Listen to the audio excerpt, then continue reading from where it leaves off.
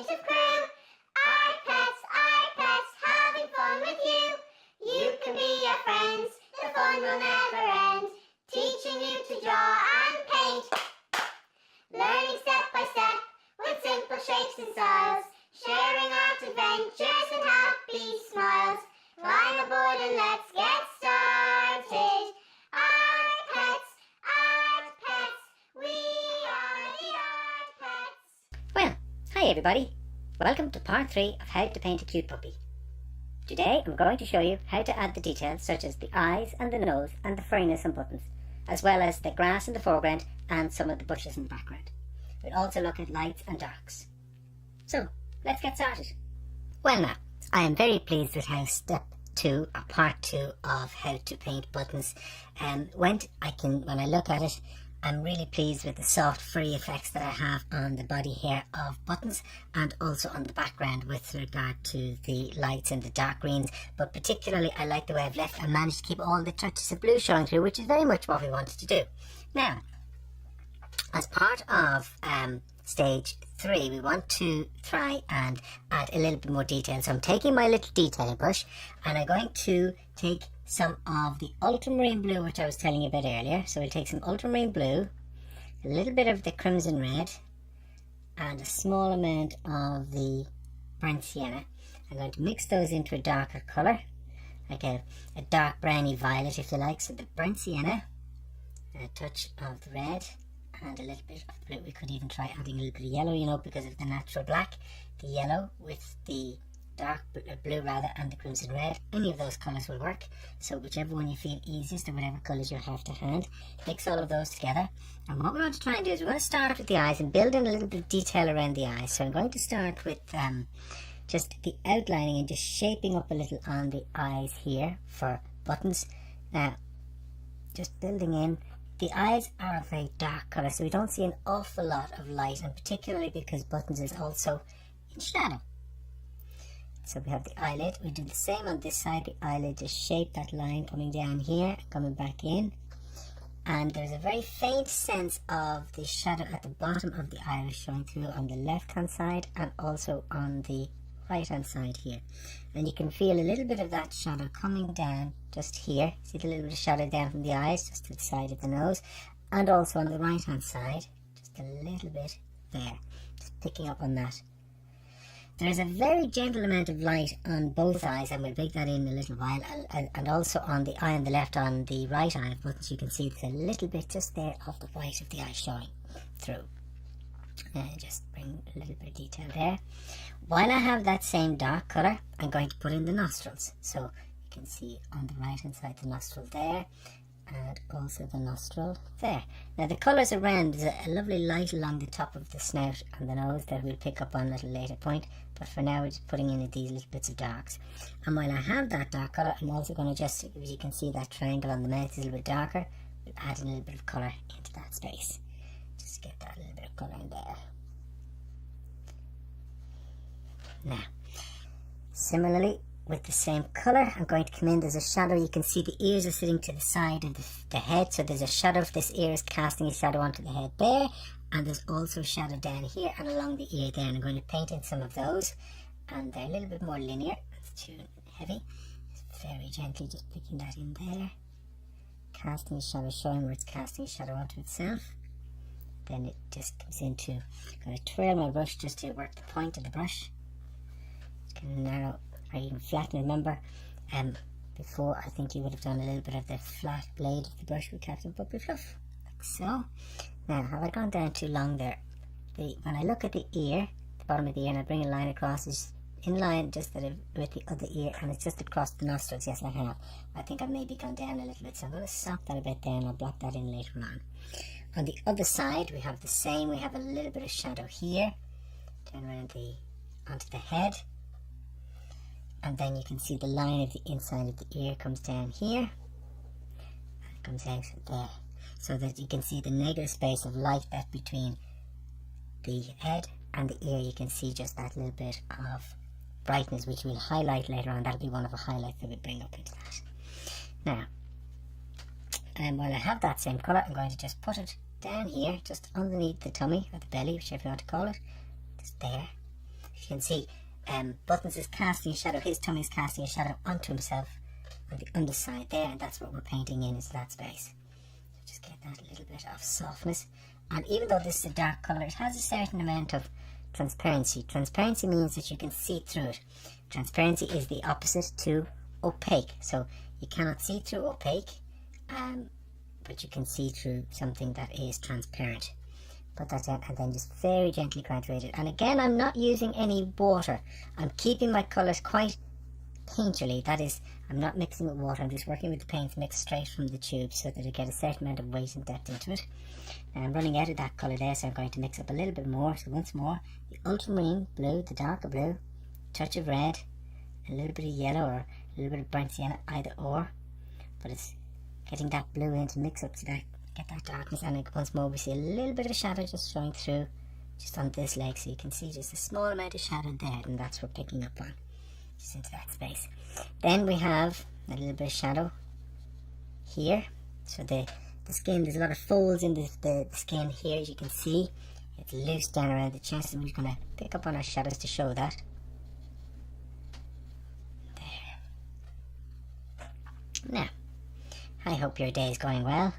I've had a lovely day. It was a very sunny day here in the garden of Molly, Bella and Sean, and myself and Captain Puppy Fluff went out for a lovely walk this morning and we're exploring. It started to rain now. It doesn't rain very often on Planet Fluff, so it was novel for us. It was something new, something we hadn't done before, playing out in the rain. We got a bit wet, but it was lovely. We just shook our coats and we got dried very quickly, but it was lovely. Were you in school today? Did you have a nice day in school? Today is Friday, so I know Molly, Bella and Sean don't get homework when they're in school on a Friday after they come home. Do you get homework on a Friday? I hope not. Although homework is no bad thing. That's how we learn.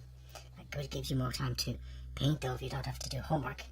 Now I'm putting a little bit more shadow in underneath there onto the chest, just very gently, so you can see it's a little bit darker here. Then we have that slightly medium green shadow we added in earlier on when we were doing our second part of the painting, and then we have the light over here. Now we'll be brightening up our lights as we go along, just adding in these soft little details. Now just touch into those and just there. Now I'm going to go back in for a moment. I'm going to take a little bit of ochre. I'm going to use a little bit of my ochre, and I'm going to just use that. You can see here on the ear on the left as we look at it, and on the other ear is a little bit more warmth, and the ochre is great for picking up on that little bit of warmth there, and also just along here.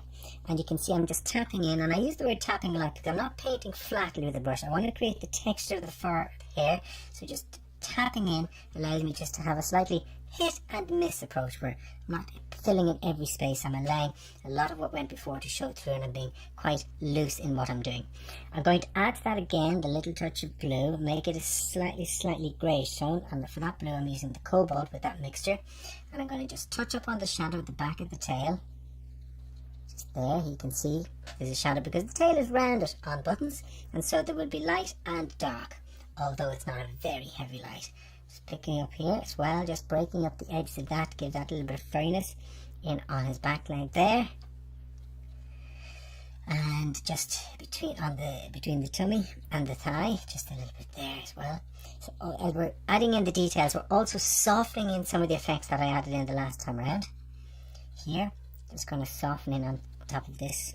And again, I said it the last time, I'll say it again, we are making a painting. We're not trying to create a photograph, so we don't have to be too perfect or too smooth.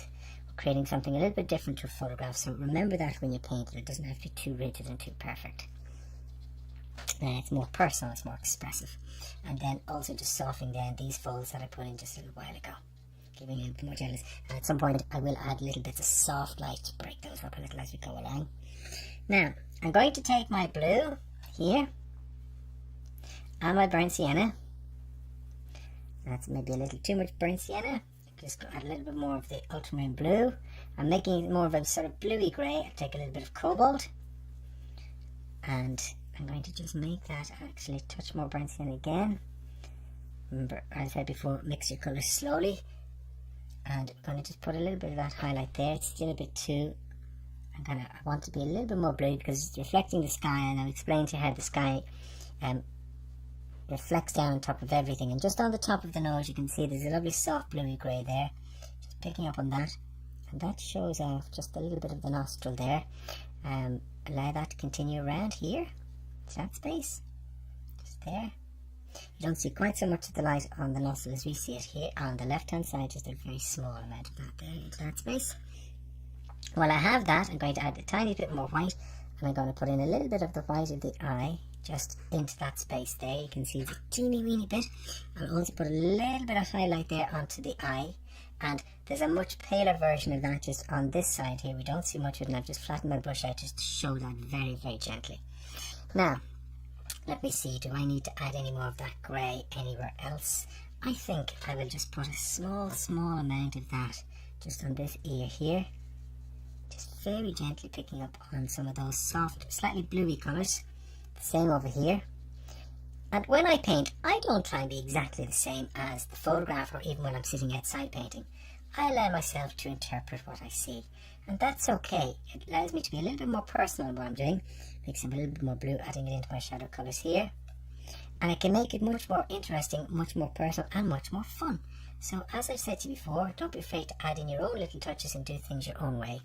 Now, I'm going to just rinse off my little brush. I want to put a little bit of darkness back in on the underside of the nose. So when I look here, see that little bit of darkness there?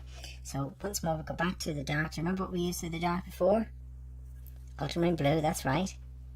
Touch of crimson, that's right. Anything else?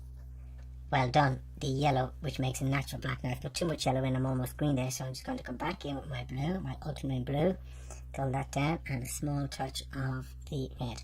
Now you can see I'm not using black or very dark browns, but at some point we will probably introduce them into our painting. But I like to be careful with those colours because they're very, very dark, and the problem is they make things very heavy and sometimes too heavy if we don't use them properly. So I like to take my time before I introduce those into my fluffykins or to boys and girls here in Planet when I'm teaching how to draw and paint, so that it's not too dark too quickly. Now, just going to dry off the brush. There's a lot of paint on that, so take it off. I'm just going to blend down that little bit of darkness that I put in here, and in blending it down, it softens it. So you just get that little bit of extra darkness, but just nothing too heavy-handed. I'm going to go back into my bluey grey. You can see on the left-hand side here, it's a little bit softer. I'm going to put some of that just in there to graduate that into the nose a little bit more. You can see just very, very softly graduating into that. I'm going to bring some of that down. There's a shadow here, it's more of a bluey grey shadow just on the side of his face or head from his ear coming in into that space.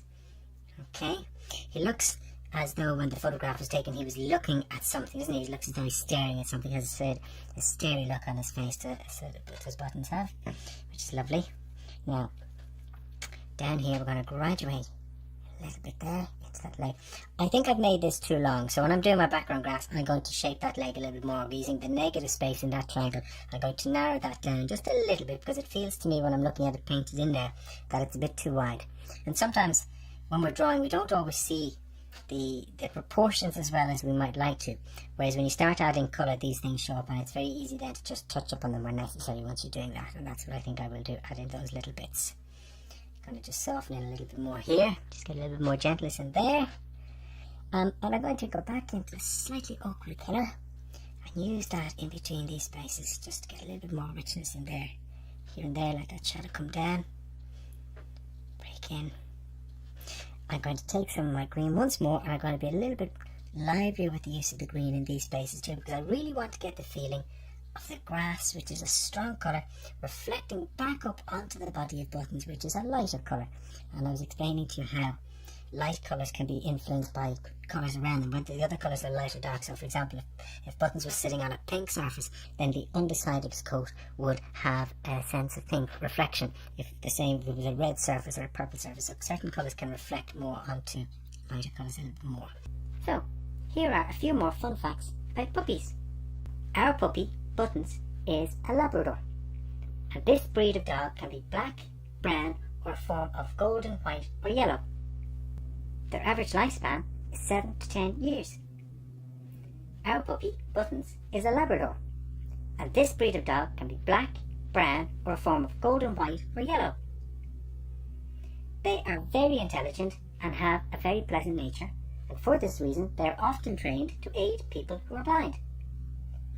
They are often used also in other areas such as search and rescue, or as use as therapy dogs to provide comfort and affection in places such as retirement homes, hospitals and schools.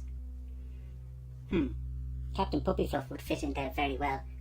Well, he's just so lovely and friendly. I'm going to go back to my loose brush for a moment, and I'm going to brighten up yet again a little bit of the coat. So I still feel I can add more of this brightness that I see there. So once more, taking the white directly onto the colours we've just been using. I'm going to see how that works. It's quite bright, but I want that nice brightness. So I'm using some of the grey and the ochre that's already there, adding a little bit more white, just coming in, just adding in brightness into that.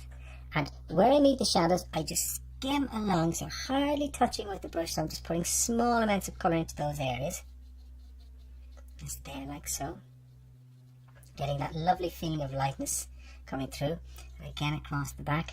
And this would be our third or fourth layer onto the coat of buttons. So you can see it takes a bit of time, it doesn't happen immediately, and that's why it's so important not to rush, to build up and take your time so you can see these things. Now there's a much more definite shape about his ear, so I'm going to just let the brush come in and shape that up a little bit more there, so I can see that shape, so you can see the way it's concave. Remember we explained concave are shapes that go inwards, so you can see the way it's going in a little there. So I'm going to shape that. There's a very narrow line of highlight along the ear there to show the flap on the ear, which I will show it and put in a little while.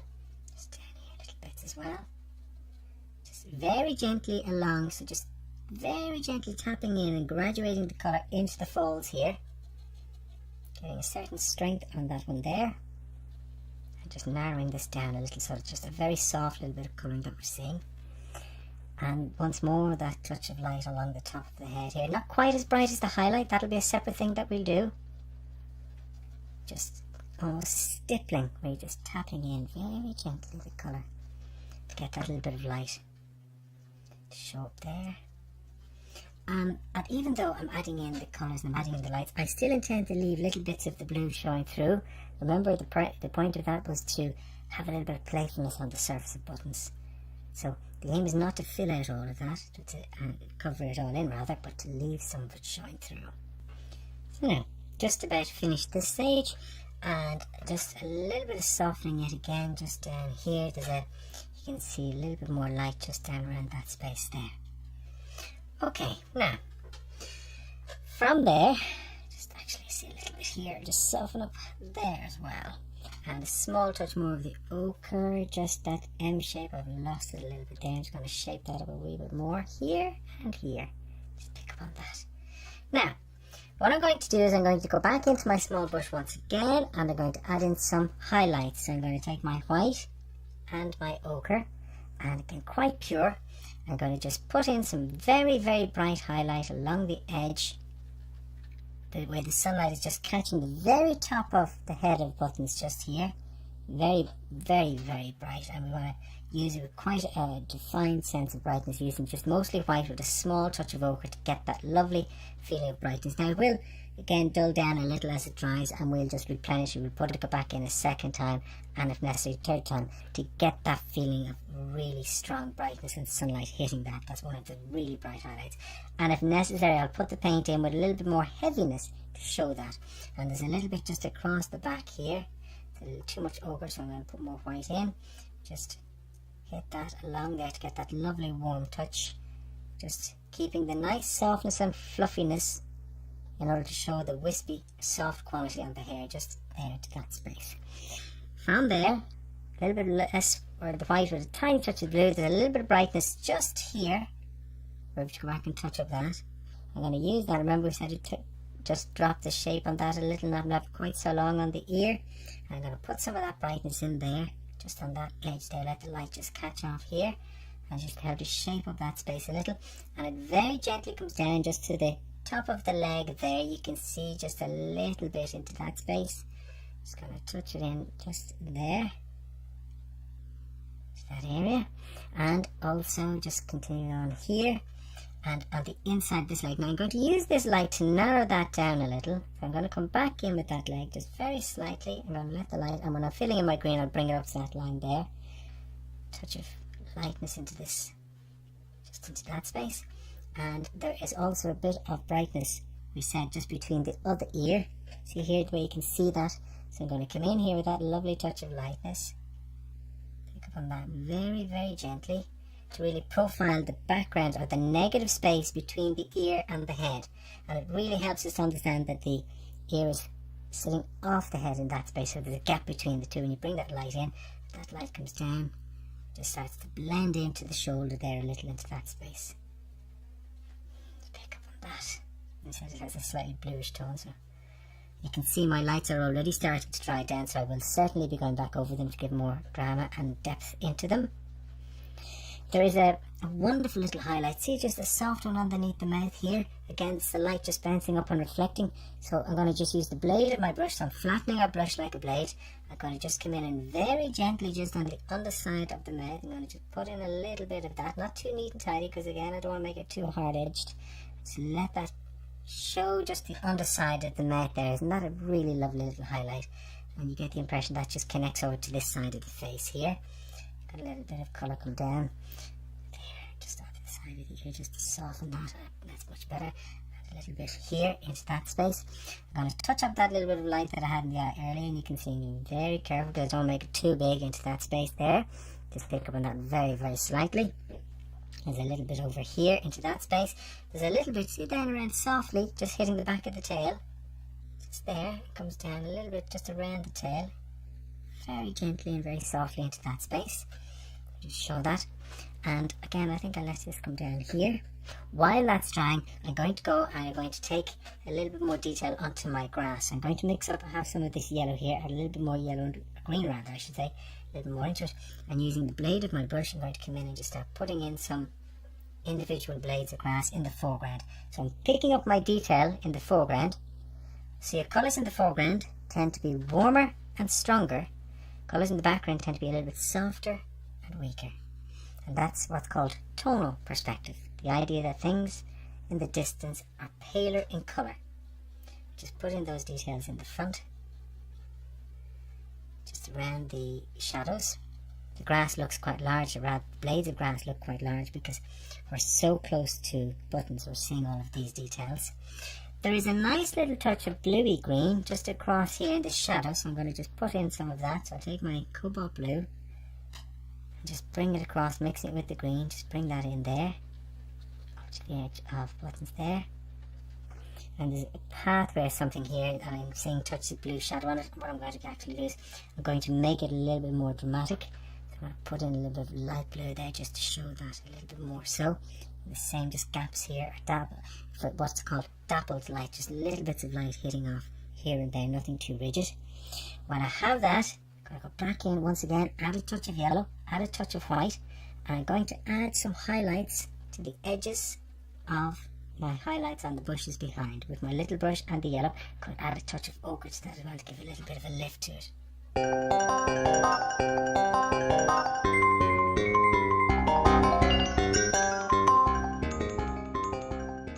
Now, and then one or two dappled bright lights just hitting here off the path around the edge of the green, and they just give a little bit of interest into our background. Don't have to be too rigid or too neat and tidy. One or two brighter touches again onto the blades of grass here, just where the light picks up, and some of the yellow once more. Over on the left hand side, little bits of that brightness. I'm going to take a little bit of my cobalt blue. I'm going to mix it with my yellow. It's a nice bright green. And just pick up on the lights into those spaces.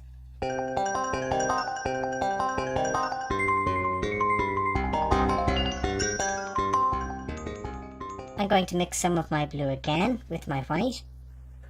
And I'm going to give a little bit more mistiness into the background trees by putting in more of this bluey green.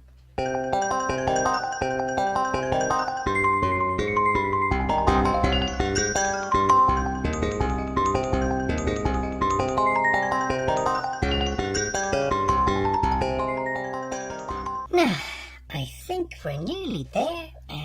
These have now almost, I think they are, yes, they're fully dry. So I can come back in now with, again, a little bit of white and a small touch of yellow ochre.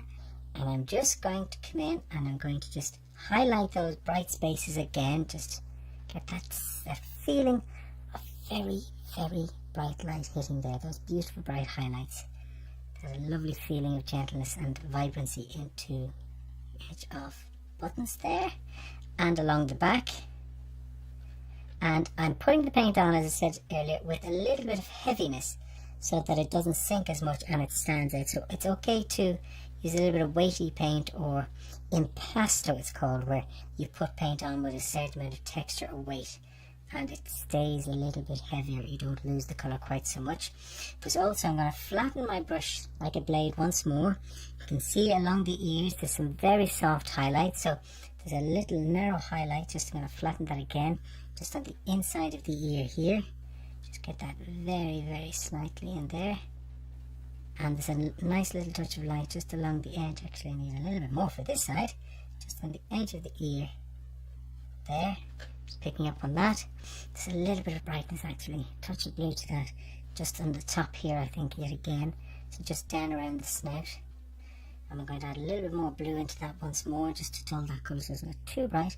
But just bring in a little bit of that lovely brightness just into those spaces.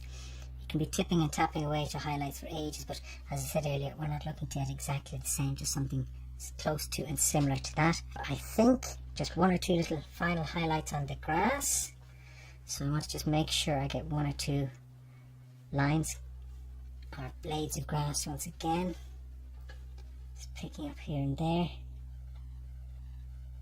Yes, I like that very much. Oh yes, I need to add in a few whiskers, one or two touches of dark, and then I think I'm going to sign it. So from there we'll just take a little bit of my dark green that I mixed up here earlier, that one that I was using, adding little bits here and there underneath. If you look very closely, you can see there's some very light whiskers on Button, so I'm going to take a little bit of white, just a very small amount, flatten the brush like a blade. I'm just going to try and put those in very softly, a couple of those, so barely touching off. Flatten the brush again. Don't really see them on the other side because it's so bright. We just see a couple suggested along this side here, and I want them very refined. That's okay. I'm suggesting one or two there. Actually, they're slightly dark on this side, so I can just come in with a little bit of blue and do the same thing. Just get the blade of my brush and just hardly touching. You probably can't see that, so we go slightly darker, but I don't want to make them too heavy. Nah, that's fine. Okay, what do you think? Do you think we're finished? I think we are. So now all that remains to do is to sign it. So one of my favourite colours is red. I'm just going to take some of that crimson. And again, just come down here and put P. Do one letter at a time. Okay. Just touch it like F. Princess Kitten Fluff. And of course, I always put my little heart in. We'll colour it in this time, will we? And there you have my painting of Buttons, our cute Labrador puppy. Isn't he beautiful? Thank you, Buttons. It's been such a wonderful pleasure to both draw and paint you. I shall put my mount over it just to show you what it looks like when it's fully finished and presented. I've now cleared away all the brushes and we have just Buttons on his own, and now I'm just going to put the mount on it just to finish it out and show you the presentation when you have a little mount on your painting and it's finished. As I said before, it's a very simple way of finishing off your painting, giving it some nice presentation and putting it up on your wall with a simple mount. And there we have Buttons, our cute puppy.